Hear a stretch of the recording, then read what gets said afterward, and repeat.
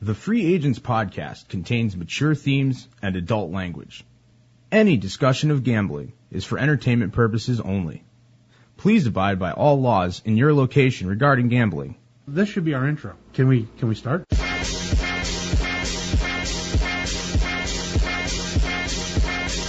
This week on The Free Agents. The way everything is now with concussions and all this money, I would not be surprised if they don't play this anymore in the future. I think their moves were decent moves on paper, but didn't really make them the best team to go to the World Series. I'm interested to see how St. Louis plays. They led the league in sacks last year. Yeah. They were a good sleeper D to take fantasy leagues.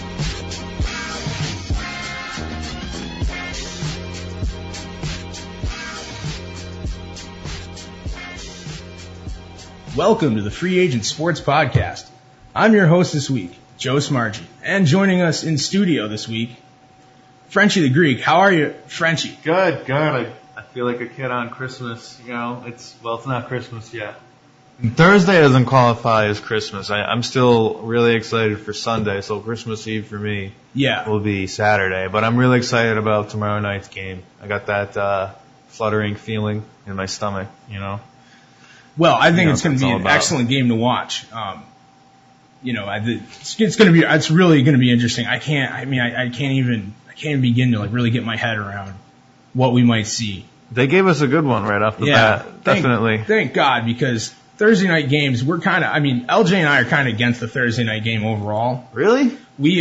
Why? I think it really wears a team out, to have them all year. And what they should do, LJ mentioned, and I think he's right, is that they should start them with the bye week and have them coordinated with teams' bye weeks, so that teams get extra rest when they have to play that Thursday night game. It's almost an unfair advantage when they do get the rest, but they do have to play the short week. Yeah, but a team coming off French. a Thursday game has an extra 3 days of rest compared to the team that had just played on Monday, and you get these overlaps where a team will play Monday night and a team will play Thursday night, and then the Monday night team's already on short week's rest, and the Thursday night still has an extra 4 days on them or 3 days on them.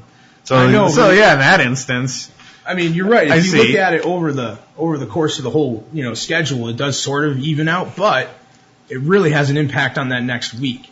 And so depending on what part of it you fall on with the Thursday night game, you are out of there, like you said, at a pretty big advantage because you've had extra rest, or you're at a disadvantage. And it just having that many of these games in the schedule all year, I think it just creates these fluky imbalances in the scheduling. Yeah. Every week is so critical in the NFL. It's not like baseball where we rained a game out, whatever, we may not make it up, it may not even matter. Every game counts. Yeah, every game means counts. everything. So. But it's football though. We need football on Thursday. We can't live with ourselves without football on Thursday, because it used to be at Monday at midnight. If you live on the East Coast, you're like, shit, this sucks. I have to wait 6 full days. Are you kidding me? Football. Well, now that it's on Thursday every week, it's like, oh my God, I can do it. I think I can do it. I think I can make it 48 hours. Yeah. And then we'll be a few hours away from the game. I think I can do it. That's the feeling I get, at least. But, like you said, it messes with the schedule, but there's no way it'll ever stop. They won't get rid of it. There's 2 reasons. It makes money. Yeah. First of all, and it creates a hype. It's good. It's good for the league. It does create hype, and I don't want to get rid of it. I'm just saying let's cut back at the beginning of the season. I don't like starting the season with one game. I don't like leading on. The season should start off with a full day of games, whether it's football or baseball or whatever sport it is. There should be a whole slate of games across the country on opening day for any sport. It shouldn't be like the one game and we the winners from last year, now they suck. Well, baseball or whatever. Does that. Yeah. And it just screws up fantasy because now it's basically we could be drafting up till Friday if we want to have full week 1 scoring, but this Thursday game totally throws it off. Well, yeah, so it's get that out of there at the beginning of the year. It's so stupid. It should just be Sunday should be kickoff. Celebratory game. And this is probably the 5th year they had it. I can't remember, but the MLB does their Sunday night 1 game only, and I don't know what the NBA does. They probably do a whole bunch of games. Probably the NHL does too. Well, it depends on where you fall. The holidays. It's a religion, It's it's beyond a cult following. It's like a it's something people just have to do, you know? Yeah. And it's amazing talking to everybody lately. Like, just to print the sheets today for the pick'em that work. Oh, yeah. You know? And then just place them in the right spot for everyone to see. It like, feels just like that. it's just fall. like, yes. It feels like it reaffirms our American heritage. It just feels good to be alive in America, no matter what your station in life may be. It's a good week. You get that pool. I got the action trip tomorrow, too. Oh, yeah. You're taking off to AC for some brief action? Going down to AC if anyone wants to come visit. Going to stop and see the Braves play the Phillies on Saturday night in Philadelphia before we return home. Well, it might not be a real tough game. I don't know, because the Phillies have not been great. They've been disappointing this year. But I'm hoping they lose 3 straight so we can get cheaper tickets. But that's a big series for the fans, at least. But I don't know how much they'll be into it at that point with their team completely out of it. Yeah, well, with all I'm excited to see the stadium. I've never been there. With all the football talk, I've actually been finally watching some baseball. Been watching some Red Sox. I have kept an eye on your Yankees too. Mm-hmm. And I mean, you got to be pretty happy where the Yankees are, given what you were looking at even a few weeks ago. Well, yeah, they're not out of it. You know, they're definitely not out of it. I mean, I still have hope. There's still a lot of other teams still. I mean, Baltimore's still right there. Cleveland's still right there. Cleveland hasn't been playing as well, but Tampa's the one to worry about, and Oakland's the one to worry about. As long as both of them are scoring and pitching well, which they're both doing, it's gonna be tough. The Yankees have the run differential working against them right now, and I think it's 5. It's +5, and they just came out of the negative recently, so usually that doesn't bode well for teams coming down the stretch. But they've been playing differently. Like, originally they couldn't hit, and they had decent enough pitching, and now it's kind of flip-flopping, so that's fun to watch. At least now it's a different team with A-Rod and Grandy in there now, and even Jeter back, even though he's not hitting, but Eduardo's hitting more now. So they're scoring more, but then Kuroda's getting nailed, and CeCe's in meltdown mode. So I don't have utmost faith, but it's going to be damn interesting to watch down the stretch. Well, it's going to be tough for them to win the one-game playoff, I think. That's, a tall order. And, that had been a criticism I made, not just of the Yankees, but also the Red Sox all 4 weeks ago. And I've been pleasantly surprised too. Yeah, I bail out, but I think their moves were decent moves on paper, but didn't really make them the best team to go to the World Series. I know what you mean. They're prone to it, and we saw it. I know you were saying like LJ might call me out on it, but and I remember that day too. You were in a funk about it, and were convinced that they weren't gonna hold on, but hey, they hit their season win total of 80 in Vegas, so they made the bettors money, and let's see if they can hold on and win the division. Yeah, it'll be interesting to see what happens. 5.5 game lead on Tampa and 8 on the Yanks right now. And there are a lot of great things. There's plenty to like about the team. They've definitely taken a 180 from a year ago. And they're a team that goes out and plays like it matters, and they really, they're all sort of those guts players. That's what they build the team with. None of the players you look at and are necessarily wowed on paper. You pick any name on that roster, and you go, yeah, it's a good piece of great. He's a good player. I definitely want him on my team. But you're not like, oh, he's a superstar. He's gonna win these games for us. He's that guy. Like, they don't really have that guy. But collectively, they're greater than the sum of their parts, it seems. Oh, you're right. And they have a great bench too. I mean, they can choose not to play Nava. They could play Gomes, and he's got a big bat, and Nava can come off the bench and hit for average and hit for power and drop doubles in. And then they got Mike Karp, his average has been well over 300 for most of the season. He doesn't even get regular at bats. So they're capable, and they can score a ton of runs. They keep their catchers healthy with that constant rotation. And someone always like between him, Ross, Salty, Napoli, like someone always seems to come through with a clutch hit. No matter, they're well rested. Yeah, they're definitely they've definitely come from behind and fought their way back in plenty of games this year. But I wonder in a playoff scenario about the lack of a true ace on this team. Now, Lester has, in the last game or so, we saw him last night. Yeah, he was and he's starting to show signs of possibly being that guy. going down the stretch. And if he does, then they may, you know, they could maybe win a World Series if he stays on fire. But, you know, that's why I criticized the move, because essentially they added another, you know, middle order guy to shore up the rotation, and they did need that to an extent. But I have questions about the staff. I also am afraid there's still some games to play, and I know that they're calling guys up and having people start, but I worry. You see John Farrell pushing John Lackey and pushing John Lester into the 8th inning in some of these games, especially on the road, especially in tight games, and they may end up wearing those guys out, and they may not be good in the playoffs, and that I still worry about. And that goes back to the bullpen. Now, you know, they've had a good closer. He's been getting it done. But they don't have a guy. They don't have that extra arm that they can go to if they need to in the, you know, really like solid in the 7th inning or the 6th inning. Tazawa's been the guy. He's been getting it done to some extent, he's got the K rate. Again, they're pushing these guys on innings, all of them, in the bullpen and in the starting rotation. So that's a bit of a concern still.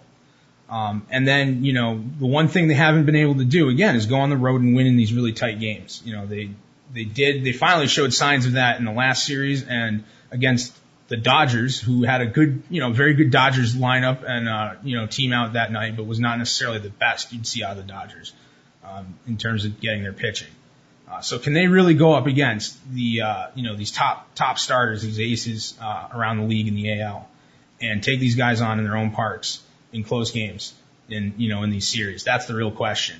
And that's what we're all going to be watching to see as we go forward. That's true. And I don't think their bullpen's terrible. I mean, with Uehara's just been absolutely lights out. And Tazawa's been, not as good, but he's not that far off. And he's been really well, and he's only getting up 2-3 runs, and since August 10th, he's gone 60 innings, like you said. He's getting up there in innings, but I mean, I'm sure these guys have enough gas in the tank to keep it going. Uehara's at 62 as well. But after that, you know, Breslow, Workman, and they still have Nat Thornton down there. I saw Workman in the game the other day. They brought him in for just a single out, but he got it. He got the hold. Yeah, they were talking about that and questioning that on the local sports radio today. I got a good earful of that. But you know, it'll remain to be seen. It's going to be awesome to watch, though. I think we're going to get some great postseason baseball, and that's one of the reasons. You know, here we are. We started the show. We're all fired up for football, and we haven't even talked about any football yet. We're 12 minutes in. We're going to hopefully starting after week 1, we're going to try to do a separate football show. Probably maybe like the fantasy and some of the football wagering kind of stuff.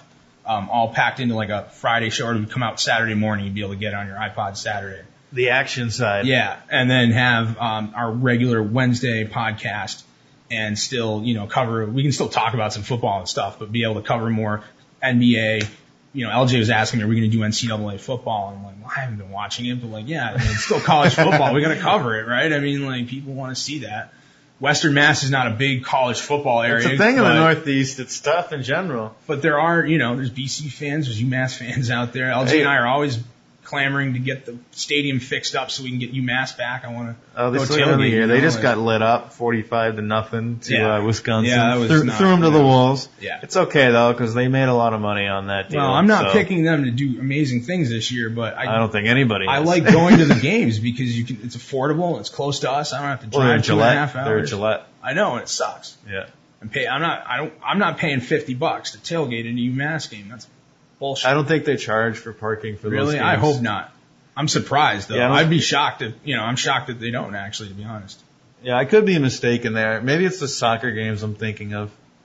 There's another big soccer game coming up. It's Portugal versus yeah, someone said I saw someone on Facebook said they had some tickets to that. Portugal and Brazil, I think. Yeah, that sounds like a big one. That'd be a great match to go see. Oh yeah, friendly, I guess. I still don't think I can do it. Well, Frenchy, we are gonna World Cup's coming up. Another year we'll have World Cup, dude. We're gonna, we're not gonna have minute-to-minute coverage, but we're definitely gonna talk about some soccer, some World Cup.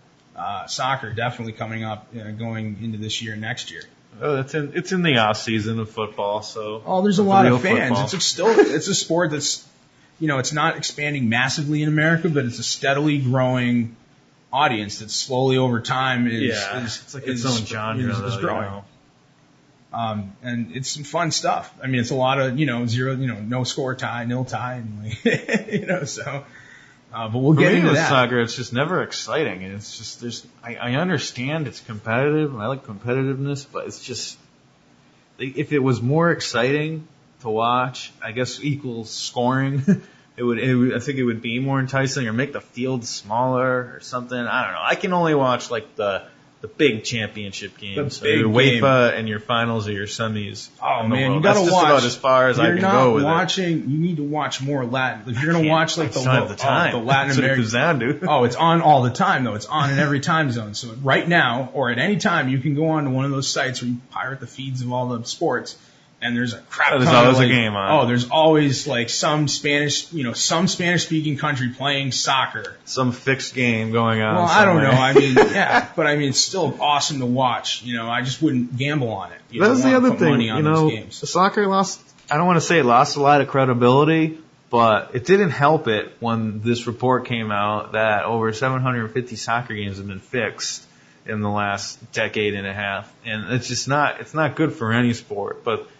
The fact that there were FIFA games involved is just, it's not good. And you don't know where the stuff's going to happen. Corruption happens at any level. It happens in the big clubs. It happens to little clubs. It can happen in the Premier League. I'm sure it can happen way down in a league in Greece or a league in Chile we don't even know about, like anything. And it can happen. And wherever they take bets, and you got to remember that in most parts of the world that aren't America, they take wagers. It's just more accepted everywhere else. True. They have legalized sports gambling in a lot of Europe, and there's a lot of money bet on football, on soccer.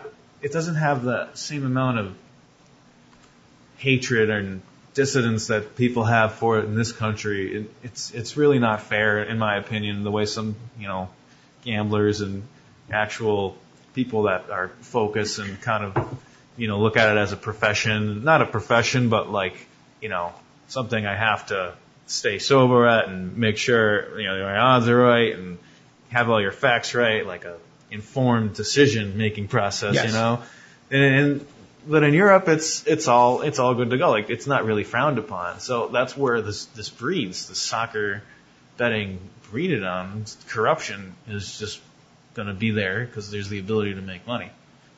Yeah, well, we talk every week about all the corruption in all of our sports. I mean, we cover NCAA sports, we cover the NFL, we cover the NBA. Well, it's a different kind of level. I mean, going out to these soccer, that's like it's like the owner of a team, like throwing it for a season, and they're going to get a lot of money from some people that are going to go to the bookmakers and slam them the other way, and they're going to get a cut. And that's how they do it. The actual dollars wagered, because the European market has such pervasive gambling, is much larger.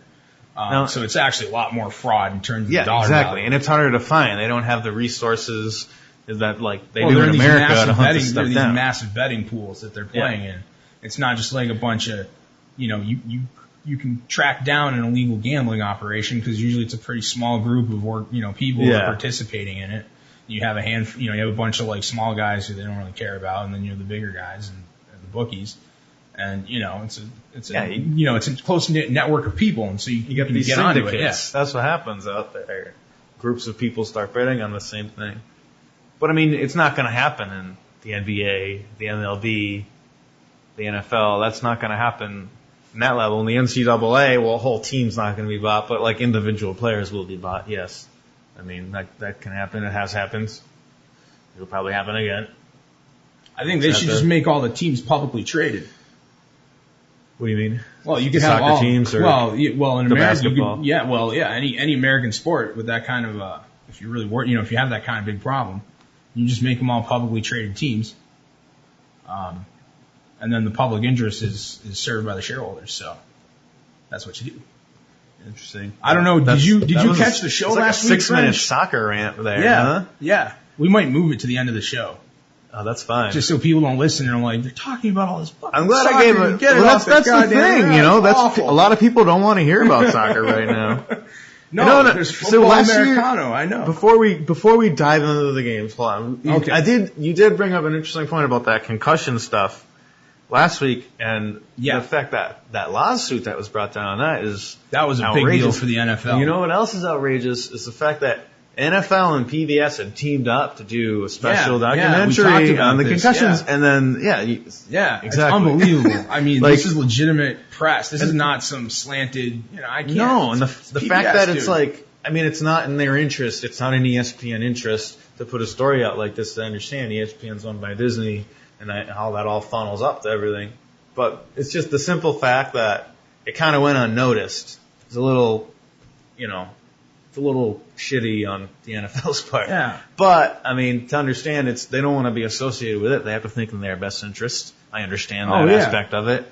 But, I mean, it's not a topic we should be shying away from either. I mean, I hate to see this sport go, but, I mean, at this point, the way everything is now with concussions and all this money, I would not be surprised if they don't play this anymore in the future. I don't know when, or I'm not going to begin to guess or think about it, but it's not going to come as a shocker. What do you think? Well, I think, we said this last week, and it goes back to really why we started doing the show. Because ESPN and CBS, sports radio and NBC Sports, they're not going to talk about, Jim Rome makes a crack at the NCAA because they can't consistently punish people and, this, that, and the other. They take a shot at Johnny Manziel and all that, but whatever. They're not really talking about it and actually analyzing what's going on and telling people what's really going on. Yeah. Breaking down facts and sort of justifying them and putting them out there in an unbiased way. And that's part of what we want to do here. I mean, we're not always necessarily breaking sports news. We don't have necessarily all the contacts and, inside guides where we get all these anonymous sources, but we're not putting spin on the news. All the sources are out there on the internet. We say this all the time. And this is why anyone can go and try to gamble on sports, is because they can get all the information that the bookies and the big gamblers used to have exclusive access to. Yeah. Them and the teams, and the actual league and stuff. So it goes back to the whole idea of we want to just put some unbiased analysis out there because we love these sports. I mean, like we said, it's great to watch college football, a great matchup. It's great to watch NCAA basketball, watch the NFL. We're fired up for football this year. But we have to acknowledge, I think, that there are, there's definitely hypocrisy and greed and, some of the darker elements of society are, they exist in these sports just like every other aspect of society. You know what I mean? It doesn't just go away because we have a bunch of football players and they make a bunch of money. So, they're all just going to be these great characters, these great stand-up guys. It's no, they're all people. They have problems. They've come from tough backgrounds, many of them. And, in a lot of ways they're exploited by the college feeder system that goes into the NFL. Yeah. And they're not getting any of this money that the college football, is making. So LJ said last week, he's like, why can't we have a minor league football system? All these teams basically get detached from their schools, all these big money teams. The schools get a cut of money to license the intellectual property of the Sooners, of, UMass Minutemen, the brand and all that gets licensed out to a private corporation that then goes and recruits all these players just like right out of high school, just like the colleges recruit them to go to school. But instead they're not a college. There's no BS about an academic scholarship. They get paid. And they get a path into the NFL, hopefully, if they make it. And at least they're getting compensated for all the damage and punishment they're putting themselves through if they don't make it. It's true. Because they're not getting an education. The thing is, one thing is all these guys are getting a great education. Every single one of these players, and they leave early. That they had all these, that they are outstanding academics, and it's garbage because we know that these teams, they set it up so that they can get by on their academics with fairly, the classes are not hard and they're not really, held to any real standards, I think, in a lot of cases. I have no doubt, and that's not true at every school, but we know it's true at certain schools, certainly the ones that have already been cited for academic violations, and there's a litany of those. So It's going on. I don't think you can deny that. So we need to at least acknowledge the fact that some of this crappy stuff is going on and is part of the sports that we enjoy so much and hold up so high. Yeah. And that sucks to hear it, and it kind of takes some of the fun out of it, but we can't just let it go on. We don't want to give up our sports. The only other way to stop it is to just stop watching, and then we're giving up our sports. That's I want our sports back, dude. It's like being I want to free our sports. Yeah. And that's why we call ourselves the free agents. That's really what it's all about. Interesting concept. So let's get to football, French. We've been going on. We got half an hour of rambling about soccer. Hey, that's great. That's great. We're filling this out. We should let everybody know before we go any farther. LJ just having some car issue kind of things. He had to be running around and get the car out of the shop and all that. So I don't know that he's going to make it into the show this week, but he certainly will be back with us next week, so don't worry. But yeah, we got all kinds of football to talk about, and I'm just fired up for Thursday night, right coming right up tomorrow. Oh, yeah. It's just unbelievable. It'll be today. It'll be tonight by the time the show is available for everybody on iTunes. But we're recording on Wednesday, so. This is an interesting game already, especially from the the betting standpoint. You had the first Steam game of the week. The line was about 9 when it came out, and it went down to 7.5. Baltimore money came in, and it came in about 2 days ago. This line was about 9, like the whole time. I mean, you go to the LVH when it was released in April, and they'll give you 9.5, but from there it went down to 9, 8.5, all the way down to 7. So someone hit Baltimore and hit them pretty hard, and I kind of agree with that. I'm not saying I'm going out to the bookmaker and slamming Baltimore here, but like. That was a big line. This team just won the Super Bowl, that's a lot of points. Granted, it's a new team and Denver's at home. It's still a lot of points. I don't like 7.5 for Denver at all. No, I think that's just terrible value. It's too big a line there. I think, and it's kind of a wishy-washy thing, like you said. Certainly you're at a disadvantage playing on the road in Denver. Always. Yeah. That's just a given. The air's thin, et cetera, et cetera. Yeah. But Denver has, Von Miller, and he's out. So we have, how good is their defense? And Baltimore's offense seems like it's going to be quite good. Even if you can question how, again, the defense remains to be seen with Baltimore, but their offense is what it's going to be. I think we all know what it's going to be this year. So. Yeah, I like, with that big a spread, I would put some money on I'd put a unit on Baltimore, but yeah, I mean, it's not a great, it's not a huge, I wouldn't jump all over it. Yeah.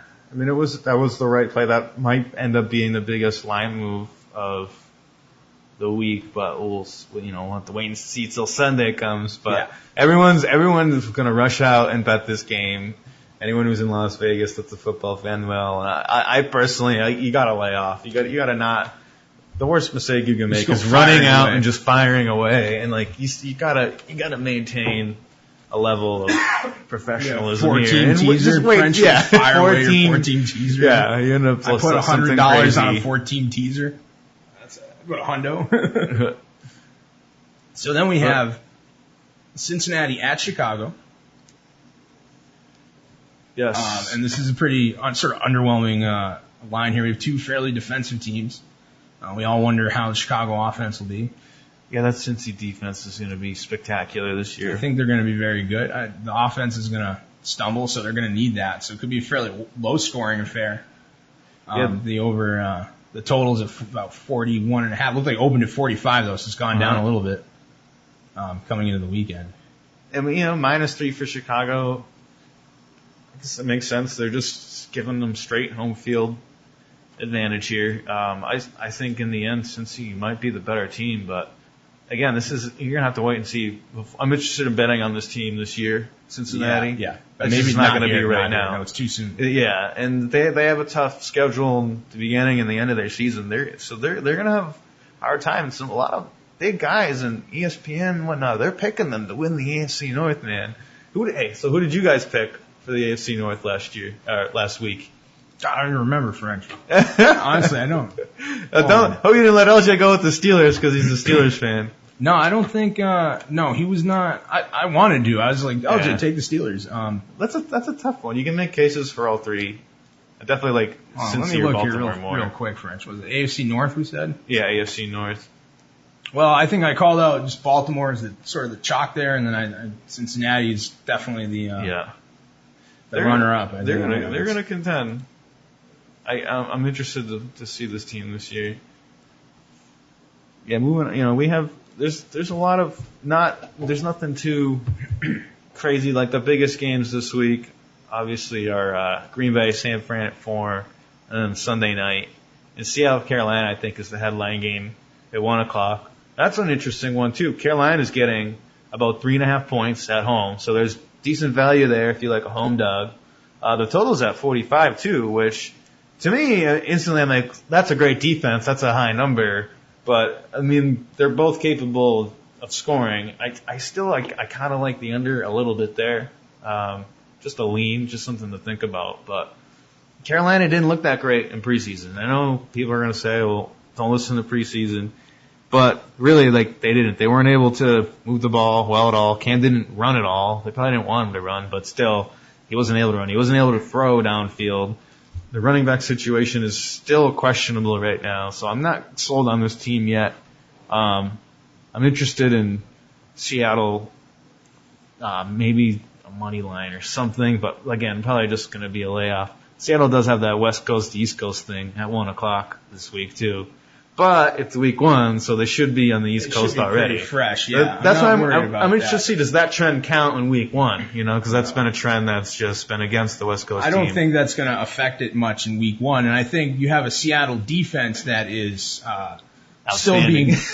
Well, yes, but it's being, well, if you listen from what I've seen on ESPN, you know, people, and not that people are slamming it, but they're saying, well, Seattle defense should be very good, but there are some question marks that, you know, there's some guys have been moving around and stuff that we're still not sure about, and we won't really know until we see them play.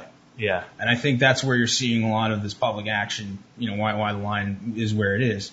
Yeah, I think people want to come out and bet Seattle, and the bookmakers know that if they put this thing at 3, they're going to get Seattle money. I think Seattle can shut Carolina down. I would almost want to take an under there, like a small under there.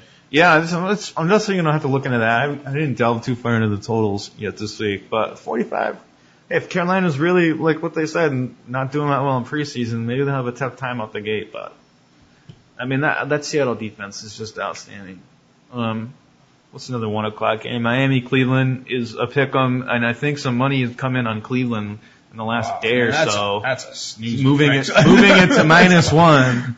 Oh my God, I can't watch that, dude. I hope Cleveland wins. What's wrong with you? I want to see Cleveland come out and just win like 3 games in a row, and then everyone go crazy. Or Miami, one or the other. Everyone lose their house. Whoever wins this game, I hope they win 3 in a row, and then we can all feel happy for them. But yeah, moving on. Oakland and Indianapolis is another 1 o'clock game, and this one also it started at 7.5, and this is one of the ones that went up, but everyone is slamming Indy, and I just don't get it. Like, I know Oakland's not good by any means at all, but Indy was borderline playoff team last year. They have Andrew Luck that can pass the ball.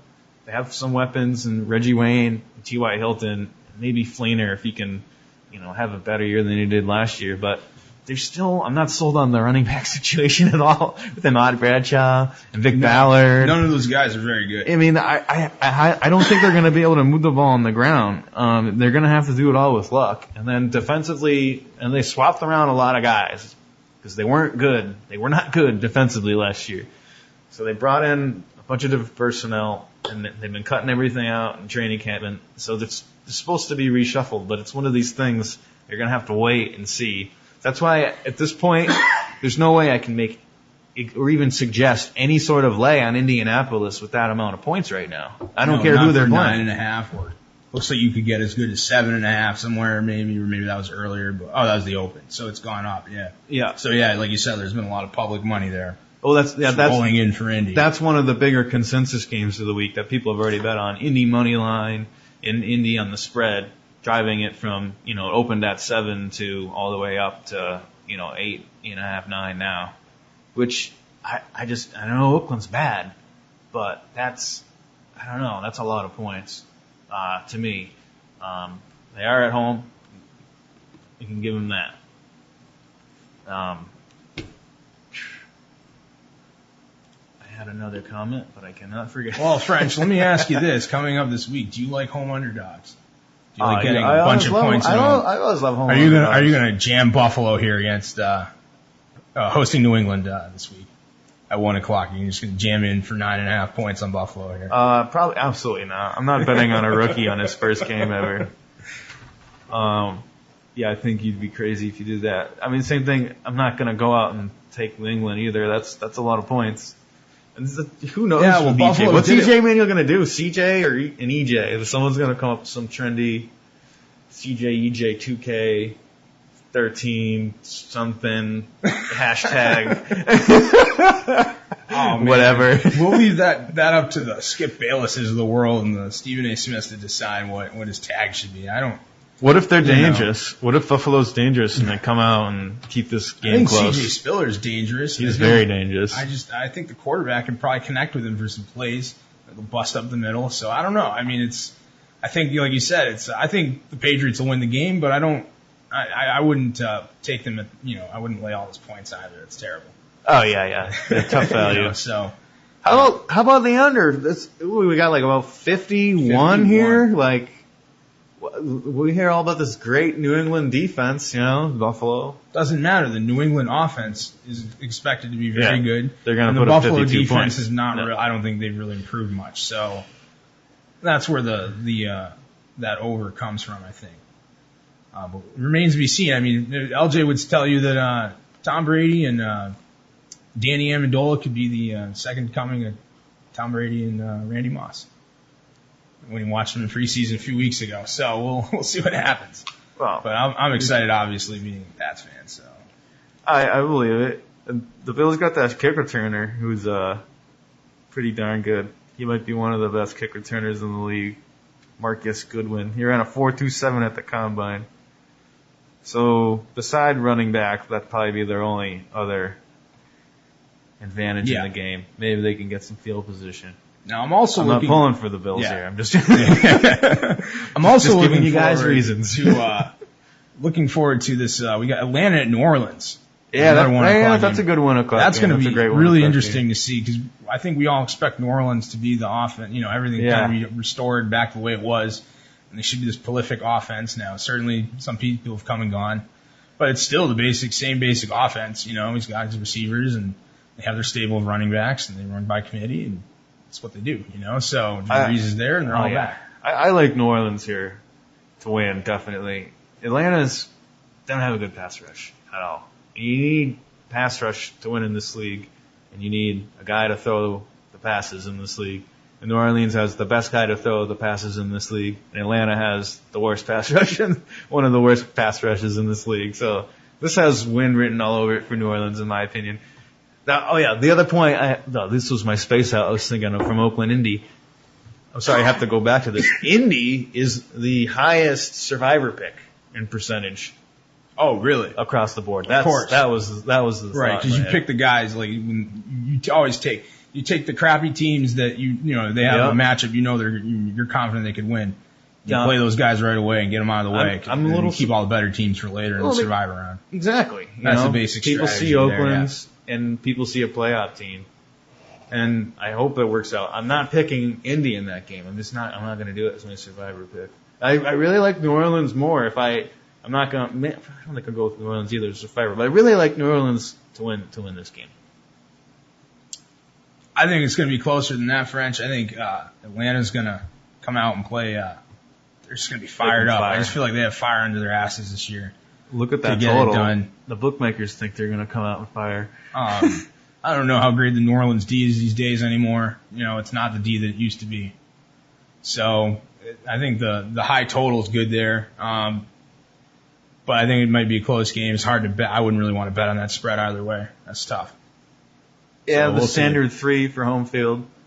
So that's one that's not going to move off of that too much. You might be able to. Even the overs, it's tough. That total's pretty much locked in. That's a high total too. That's tough. 54 points. They're just begging you. I think it might come in like 57 or just just shy, but like. With a safety or so, like 59 is a safety or something, but we'll staying far away from that, man. It's tough. Two great passers, over there. Bunch of great receivers. Now I'm curious what will happen with Kansas City and Jacksonville. I wonder Kansas City is Alex Smith gonna be the difference for them and allow them to be a better team? Because it seems like they've had a team with some good pieces, like some good players that, should be able to be put together into a cogent, pretty decent team. And they just kind of aren't. That's every year. This is another consensus one. A lot of people are all over Kansas City, and you can see the line movement. This thing opened at 1.5. Jacksonville's at home, so they gave Kansas City a small favoritism, and then this thing has gone up to 3.5. So this thing went up 2 points. So there is some money coming in on Kansas City. I, for one, that's the same thing I said earlier. Like, I have to wait and see. I like what Andy Reid says he's going to do.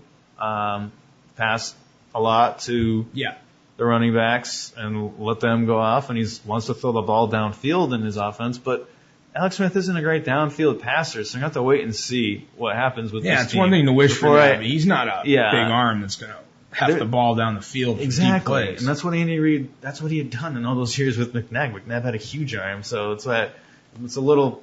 It's going to be interesting to see an how he offense handles is it built around throwing to the running backs at times. Those do break off into big plays sometimes. The running back catches it as an open field, he's gone.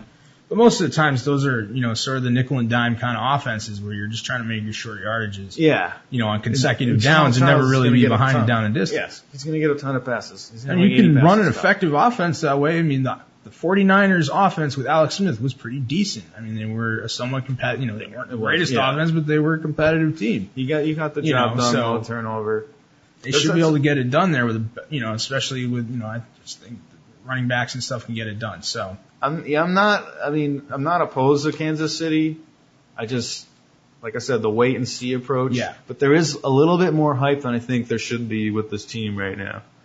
Definitely, for sure. But yeah, I'm just really curious to see hype. what's going to happen. The hype is in good the game. for the team. I'm not advocating for big action there. I've been scratching my head about it all week. I know it's Jacksonville. They've pretty much decided that they're not going to play football this year. So oh no, they're not the worst team in the league anymore. I don't know. Oakland and the Jets are, so they're the third worst. But they actually played pretty good in the preseason so far. And Cecil Shorts can play. And Justin Blackman can play when he gets off the suspension. I wanted Cecil Shorts. And they can still kind of run the ball. Blaine Gabbert has been able to throw. He's actually throwing downfield in the preseason, so that was interesting to see.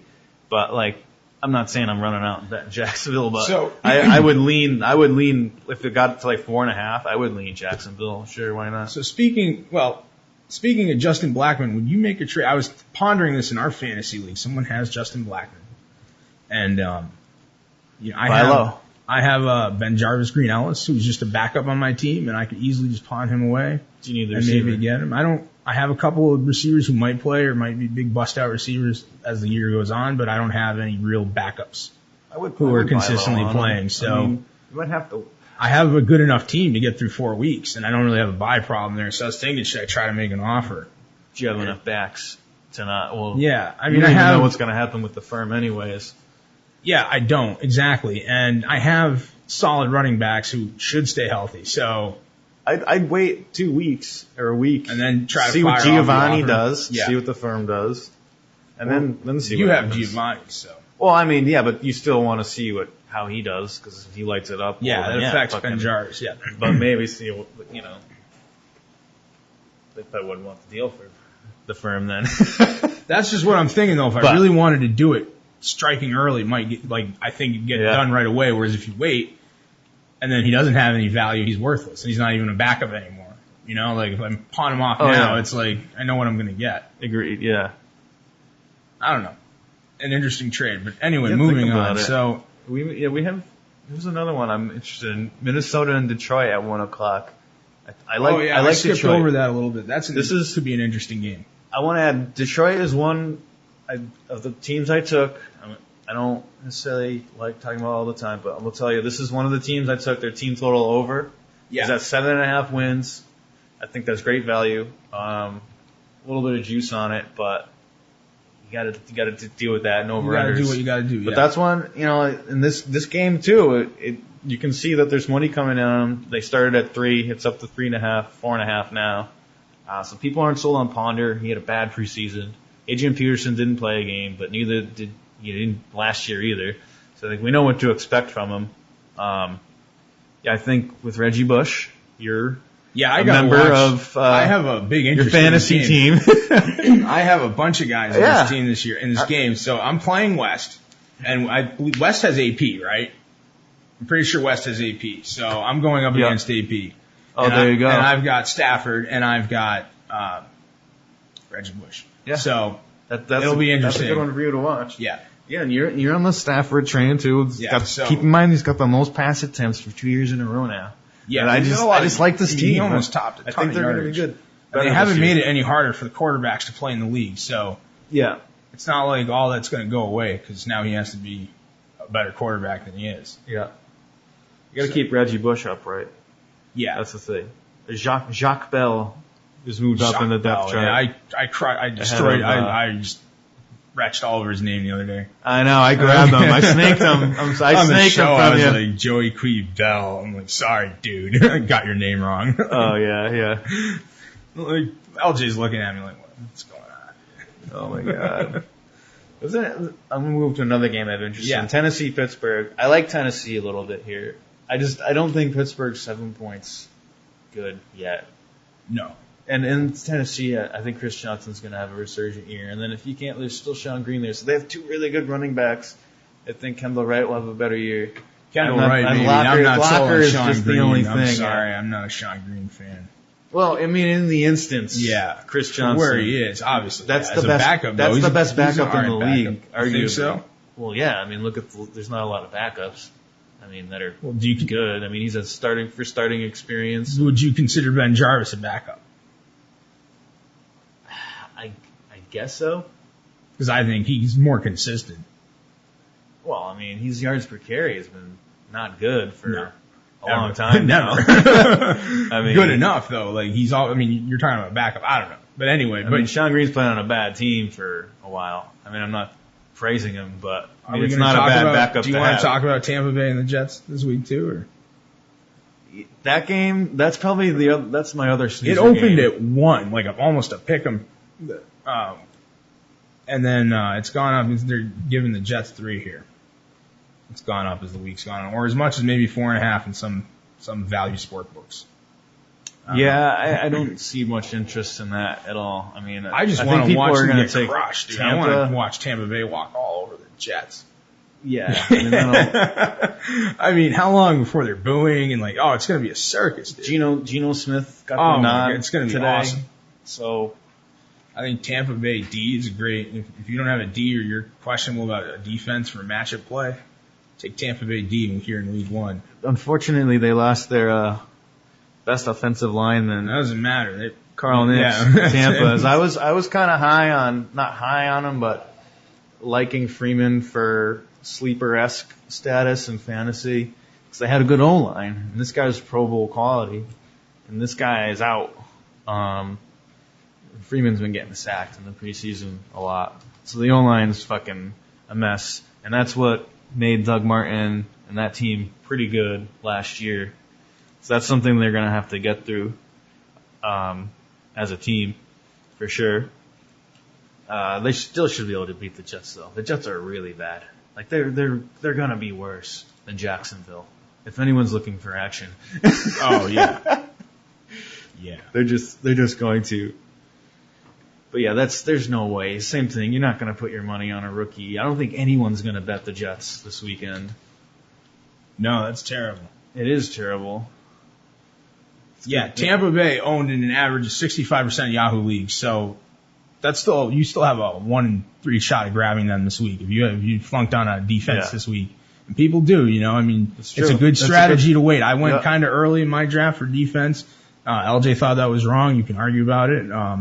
And maybe it is. Maybe my team will suck. I don't know. I got a B+ from Yahoo. So, but if they're, go look in your league. If you're in a league with less teams, you can probably grab them. They might save your ass this week. So. Yeah, I mean, it depends what kind of league you're in. If you're in like one of these low points leagues, I think it's good to take a team with that gets a bunch of sacks because that's always points, and you're in a low points league. So yeah, why not? Yeah, but I mean, I'm not going to take the Atlanta Falcons because they don't get sacks. Yeah, in our league we have big bonuses. They might hold the team to we have score, bonuses, French, for yards allowed. You remember, we added those things, or commission. We added those things, so There's some bracketed, like, if you allow so many yards, regardless of the points scored, your defense loses points or gains points, for bonuses. So 6,078 yards allowed is projection this year for Tampa Bay. So I wouldn't, I don't know, someone in our league has him, but I wouldn't have taken him. I don't know who spent a draft pick on him. What's going on there, Yeah, in a situational matchup, that's an incredible pickup. But grab him this week, as you can, so. You say, fuck, you got to take Indianapolis, too. I mean, they're playing Oakland, the other worst team in the league. Yep. Another good grab. But enough about these garbage teams. Then we have my defense, St. Louis at home, one of the 4 o'clock games, defending against Arizona. That, I kind of want to see what Carson Palmer looks like in that uniform. Yeah. Just, I don't think Arizona's going to run the ball very well this year. Maybe they get those couple of rookies they got a chance, but St. Louis, this line is at -6. Looks like it went down to about 4.5. I mean, stay away. Oh yeah, the action is not good here. I'm interested to see how St. Louis plays. They led the league in sacks last year. Yeah. They were a good sleeper D to take in fantasy leagues. Maybe Sam Bradford will be better. Yeah. I think Gerald Richardson's going to be great. This is another, wait and see. I'm excited about St. Louis to a degree. An owner of Bradford and Gerald Richardson. So well, I have their defense, so I'm hoping. I think it'll be a close game because Arizona. I think that offense by the end of the year will probably be much improved over what we saw last year in Arizona. And I think that's unquestionable. But they it's can week get them one, all to fits now. And I know they've been practicing and they had preseason and all that, but it's Carson Palmer, and sometimes he takes a little time to get wound up and really get into his groove. It's going to take them some time and some real games to gel with his receivers and get into the right rhythm for them to really be firing on all cylinders. So here's a week where you have a big defensive team. They get loud in St. Louis. It's a crowd that's going to be fired up for the first week of football at home like that. Oh, man, they're going to be loud and it's going to be tough. So, St. Louis I played wouldn't some put any great money on games it last year. It's going to be really interesting. They played San Francisco to the teeth. They had the tie, and then they beat them outright the next week. And I think it was like 17-10 or something, really low, the game they ended up beating, and then the tie. It was a miraculous comeback. I think I don't quite remember how that game panned out, but they were both giant spreads for San Fran. Yeah. But they'll be an interesting team to watch in a bad division. Yep. Green Bay, San Francisco, highlight game at 4:00. Yeah, that's going to be a big game to watch. I'm tempted for Green Bay. I just see the points. I'm like, oh, that's a good team. Look at those points. Yeah, 4.5 points. Like, come on. I'm strong for Green Bay in this game, especially if you're getting some points there. That's nice.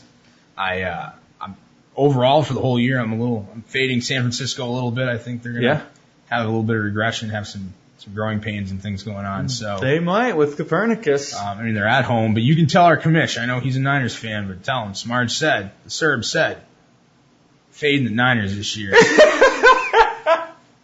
I will. Tell me what he says. Take a picture. I want to see the look on his face. Tell him that one. Or tell him to listen. You can hear me say it right to him. Okay. So I think you're getting some points there for Green Bay. That's value right there. Just get in on that before it shrinks. Before the public gets. We still got a day. So just get money in there. Sell the house. Do whatever you got to do. That's a good number. That's a good number for don't an underdog. House. Don't do that. I like it. The only thing I worry about Green Bay is their offensive line is not what it was the year they won the Super Bowl. It's the same thing. Not as great in the preseason, and wasn't even that great last year when you get to Aaron Rodgers. Aaron Rodgers doesn't get to throw the ball down the field, and teams figured out how to beat him last year. San Francisco is good at doing that, but still, they should be able to make the adjustments. They have all these guys to throw to now. They have great core. A couple guys to run with now. So Jermichael Finley should have a better year. I think overall you're right. Their O-line. That's the only thing. I passed on Jermichael Finley. I had read some reports. There's been some back and forth with him, the coach, and all that stuff, and the team. Oh, really? That stuff can coaches will eventually start to fade away on a guy. Granted, it's not Bill Belichick over there. He's not just gonna be like, oh, you're out. You're sitting, go home or whatever. But if he doesn't, there's going to be an issue there at some point. I see that just coming to the forefront. maybe faster than we expected this year, just based on what was going on in the preseason and in the mini camps and stuff. So I stayed away from. I've been a big fan of him in the last few years. I took him. Last year we were a bit disappointed. He didn't have a great year. Yeah. And some of that had to do with these issues. So I stayed away from him. But overall, you're right. They've got all these guys who can catch the ball. They've got, a great offense. The line's he's a great target. A little bit, depleted, but if they get their shit together, they should be able to utilize. They should be able to just. I think they can rock out San Francisco. It's a great pass blocker too. So Giants Dallas is our Sunday Night Football. This is an old school NFC showdown here. Really this is is. old. It's 1991, and always play. Emmitt Smith and all these guys are going down there, and it's going to be a big throwdown. Someone's going to get hurt. So Troy Aikman's going to end up with a concussion. It's going to be a big game, dude. I mean, that's it's what it makes me think of. But I haven't been sold on Dallas for a long time, French, and even at home, I'm not. Really? They're not the team, dude. They always they never quite get there. It's kind of like the Falcons, that's just what they it's do. just like, they're not. They're not a great clutch team, but they're a great. They're a great team. They don't do it at the right time. And I feel like we underestimate the Giants. Every year we underestimate the Giants, year. And they have a few bad games here and there, and it plays into that, and then they get it turned on, So maybe opening week's not going to be their week. It is tough to play in Dallas, but it's not that tough. I don't know. It's just. It'll be a good game. It'll be a good one to watch, but I don't really like any action. Yeah. Oh God, no, that's a clear stay Dallas away. is so capable of just not winning by 3.5 points. We're not winning. Yeah, they've been tough against the spread the last few years. I'm pretty sure they've been close to it or damn near close to it, being under. I'm a lot more excited 50%. About the Philly at Washington game. I think that's going to be really interesting. To see how these two, we're not really sure what the Philadelphia offense is going to be. We have an idea. Yes. Can they pull it, can they execute it and make it, form it into what it needs to be? Chip Kelly. And then you have Washington basically trying to go back to doing what they were doing last year, which did work. You had injuries, RG3 got injured. Well, they're not necessarily going to do that. They don't want to run them.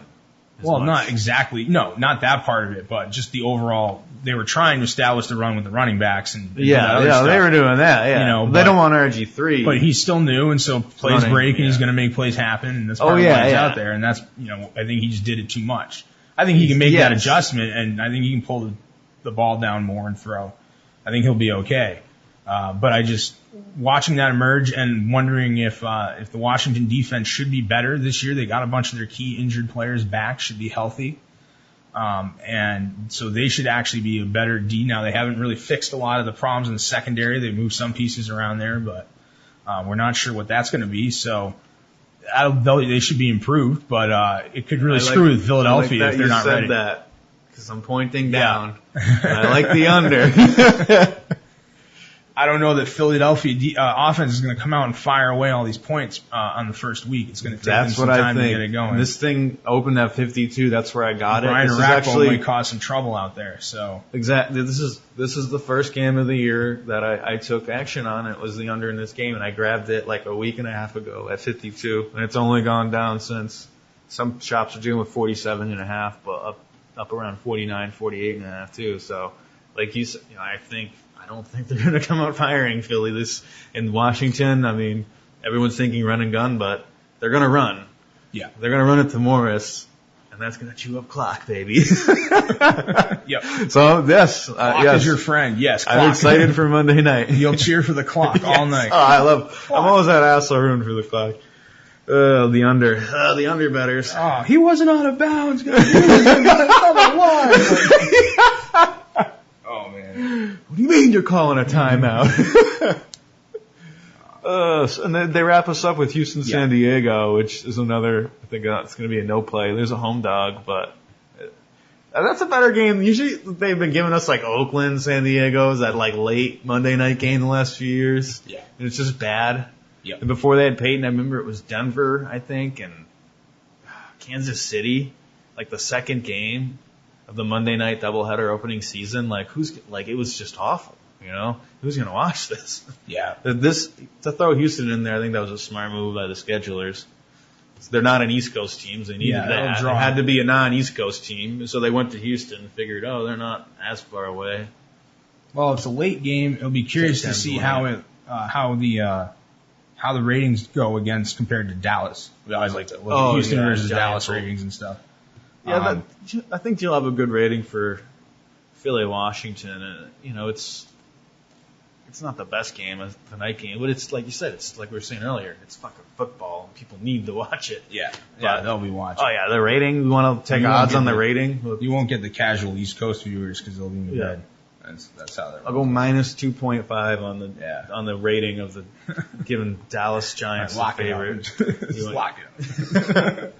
All right. Well, I think we did it. Yeah, I think we did it. I think we got through the whole show, Frenchy, pretty much at the end of it. That went good. So thanks everyone for listening. Check us out on Facebook. Subscribe on iTunes or on your Android device with our RSS feed and all that stuff. And just keep listening and comment and rate us. Thanks a lot.